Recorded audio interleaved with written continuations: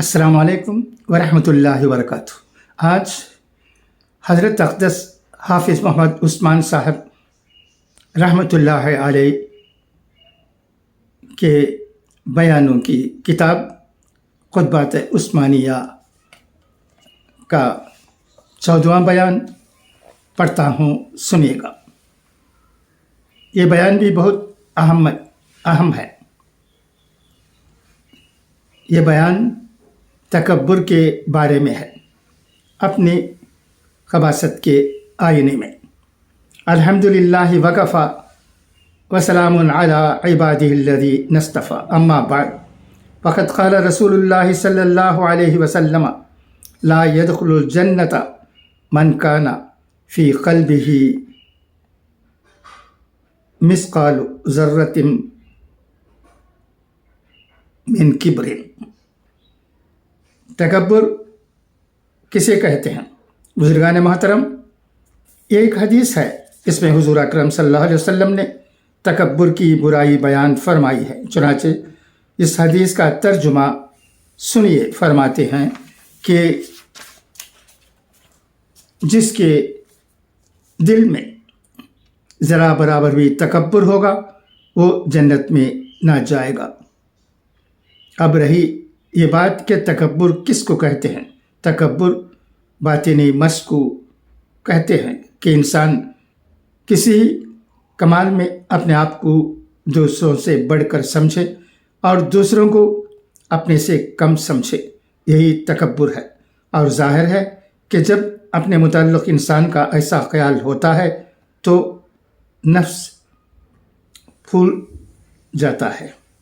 तकब्बुर की अलामत, फिर उससे तकब्बुर की अलामत ज़ाहिर होने लगती हैं। मसलन रास्ते में चलते वक्त दूसरों से आगे कदम रखना, मजलिस में सदर मुकाम या इज़्ज़त की जगह ढूंढ कर बैठना, दूसरों को हक़ारत की नज़र से देखना, अगर कोई सलाम करने में पेश कदमी न करे तो उस पर गुस्सा करना या दूसरों से सलाम का इंतज़ार करना, अगर कोई ताज़ीम न करे तो नाराज़ होना, अगर कोई नसीहत करे तो बजाय मान लेने के उल्टे मुखालिफत करना, बात मालूम होने के बाद भी ना मानना वगैरह।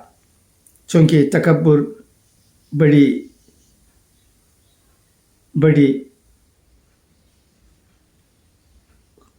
खबासतों का मजमुआ है, इसलिए जहन्नुम का बड़ा ज़ख़ीरा है।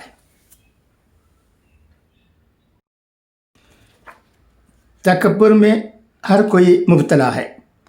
दोस्तों और बुज़ुर्गों, ये मज़मून ऐसा ज़रूरी है और अहम है कि यहाँ के साथ ख़ास नहीं बल्कि हर जगह इसकी ज़रूरत है, क्योंकि तकब्बुर का वजूद किसी एक शख्स में नहीं बल्कि ये वो आम मर्ज़ है कि जिसमें तमाम लोग मुब्तला हैं। चुनांचे कोई अक़ल में अपने आप को बड़ा समझता है और कोई माल में और कोई हुस्न में, गर्ज़ कोई तबीयत इससे खाली नहीं।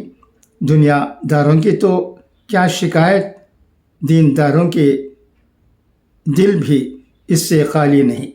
कोई इल्म में अपने आप को बड़ा समझता है और कोई अमल में। बाज़ अहले इल्म को देखा गया कि वो आवाम को हक़ीर समझते हैं। अगर कोई आम आदमी रास्ते में मिल जाए तो ये ख़ुद तो उसको क्या सलाम करेंगे, अगर वो सलाम करे तो बाज़ औक़ात ये जवाब भी नहीं देते। मालदारों की हालत इसी तरह। अक्सर मालदारों को देख लीजिए कि वो गरीबों को हक़ीर समझते हैं और उनके सलाम का जवाब तक नहीं देते। इसकी वजह सिवाय इसके और क्या है कि ये अपने आप को बड़ा और उसको हक़ीर समझ रहे हैं। ये अहले इल्म और मालदार जिन अवाम को हक़ीर समझते हैं, क्या मालूम क्या अल्लाह ताला का इरादा उनके साथ क्या है। मुमकिन है कि अल्लाह ताला उनको इन मालदारों और अहले इल्म से अच्छी हालत में पहुंचा दे। खातिमे का हाल किसको मालूम है? खातिमे का हाल किसको मालूम नहीं? क्या अहले इल्म का खातिमा कैसा हो? उन मालदारों का खातिमा कैसा हो? अवाम का खातिमा कैसा हो? हक़ ताला शानहू ऐसी कुदरत वाले हैं कि एक ऐसे शख्स को जो आज काफिर है, कल को ऐसा मुमिन कामिल कर दे कि गौस खुद हो जाए, और एक गौस और खुद को दम भर में ऐसा काफिर कर दें कि शैतान से भी बदतर हो जाए। ये गुलजार इब्राहिम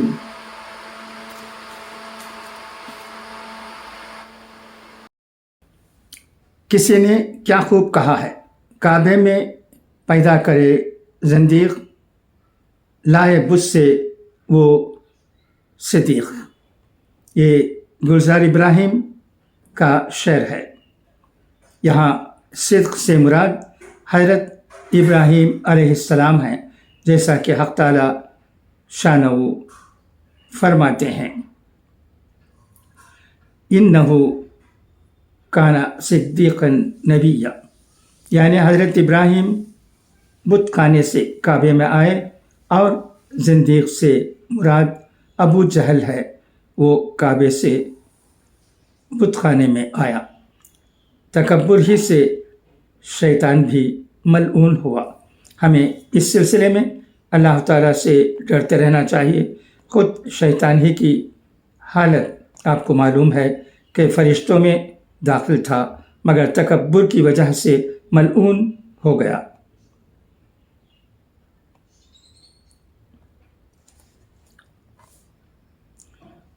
अपने इल्म या माल पर नाज करना हिमाकत है। अगर किसी को अपने इल्म पर नाज हो तो सुन लीजिए कि हुज़ूर अकरम सल्लल्लाहु अलैहि वसल्लम के बराबर तो किसी को इल्म अता नहीं हुआ। हक़ ताला आप सल्लल्लाहु अलैहि वसल्लम से खिताब करते हुए फरमाते हैं, अगर हम चाहें तो वो तमाम उलूम जो आपको दिए गए हैं दफ़तन छीन लें, फिर कोई आपका कारसाज नहीं हो सकता। देखिए हुज़ूर अकरम सल्लल्लाहु अलैहि वसल्लम से कैसा खिताब हो रहा है, जब हुज़ूर अकरम से ये खिताब है, जबकि आप सल्लल्लाहु अलैहि वसल्लम के बारे में तो ऐसा सोचा भी नहीं जा सकता कि आप सल्लल्लाहु अलैहि वसल्लम को दिए गए उलूम आपसे छीन लिए जाएं। तो हमें ज़रा होश संभालने की ज़रूरत है। किसी को इल्म पर नाज है तो हिमाकत है, माल पर नाज है तो हिमाकत है। इनमें से कोई चीज़ भी ऐसी नहीं कि जिस पर नाज किया जाए। जिसको जो कोई चीज़ भी हासिल है वो सब अताए इलाही है। उसको अपनी चीज़ समझना और उस पर नाज और किब्र करना अक्लमंदी के खिलाफ है।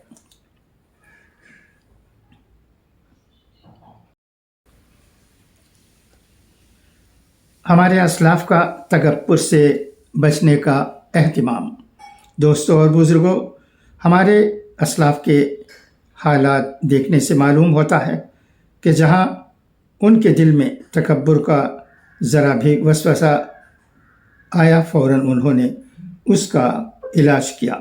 चुनाचे हज़रत अली रज़ियल्लाहु तआला अन्हु का वाक़या है कि आपने एक मर्तबा कुर्ता पहना, उसकी आस्तीनें बहुत खूबसूरत मालूम हुई।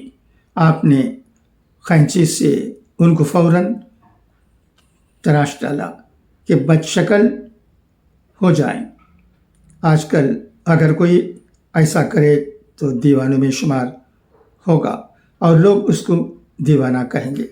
हज़रत अली रज़ियल्लाहु तआला अन्हु ने अपनी आस्तीनों को इसलिए तराशा था कि अपनी नज़र में अच्छे मालूम ना हो, क्योंकि जिस वक्त कोई शख्स अपनी नज़र में पसंदीदा होता है تو اس وقت وہ خدا کے نظر سے گر جاتا ہے۔ دیکھیے حضرت علی رضی اللہ تعالیٰ عنہ نے اپنے نفس کا فوراً علاج کیا۔ حضرت عمر فاروق رضی اللہ تعالیٰ عنہ نے اپنے نفس کا علاج کیا۔ حضرت عمر فاروق کا واقعہ ہے کہ کسی نے آپ کو مسلمانوں کے گھروں میں پانی بھرتے ہوئے دیکھا تو پوچھا، اے امیر المومنین، آپ یہ کیا کر رہے ہیں؟ فرمایا کہ میں اس وقت اپنے نفس کا علاج کر رہا ہوں، اس لیے کہ اس وقت قیصر روم کے 2 سفیر میرے پاس آئے تھے اور انہوں نے میرے عدل و انصاف کی تعریف کی، جس سے میرا نفس پھول کر خوش ہو گیا، جس کی وجہ سے کچھ برائی میرے دل میں آ گئی، میں نے اس کا علاج کیا ہے۔ اندازہ لگائیے کہ تکبر کس وجہ بری چیز ہے کہ حضرت علی رضی اللہ تعالیٰ عنہ اور حضرت عمر فاروق رضی اللہ تعالیٰ عنہ جیسے جلیل القدر صحابہ کرام نے اس کو پہچان کر اس کا علاج کیا ہے، جس کے دل میں ذرا برابر بھی کبر ہو۔ ابتدا میں جو حدیث میں نے پڑھی تھی اس میں حضور اکرم صلی اللہ علیہ وسلم نے تکبر ہی کی برائی بیان فرمائی ہے۔ فرماتے ہیں کہ جس شخص کے دل میں ذرا برابر بھی تکبر ہوگا وہ جنت میں نہ جائے گا، بلکہ دوسری حدیث میں اس سے بھی زیادہ سختی ہے۔ فرماتے ہیں قیامت کے دن فرشتوں کو حکم ہوگا کہ جس کے دل میں ایک ذرہ بھر بھی ایمان ہے اسے جہنم سے نکال دو۔ اس حدیث کو پہلی حدیث سے ملائیے تو کیا نتیجہ نکلتا ہے۔ وہاں فرماتے ہیں کہ جس کے دل میں ایک ذرہ برابر بھی تکبر ہے وہ جنت میں نہ جائے گا۔ یہاں فرماتے ہیں کہ جس کے دل میں ایک ذرہ برابر بھی ایمان ہے وہ جنت میں جائے گا۔ اس سے صاف یہ بات نکلتی ہے کہ جس دل میں ذرہ برابر بھی تکبر ہو اس میں ذرہ برابر بھی ایمان نہیں ہو سکتا، اور جس دل میں ذرہ برابر بھی ایمان ہو اس میں ذرہ برابر بھی تکبر نہیں ہو سکتا۔ تکبر سے بچنے کی مؤثر تدابیر۔ اب سمجھ لیجئے کہ تکبر کس قدر سخت معصیت ہے۔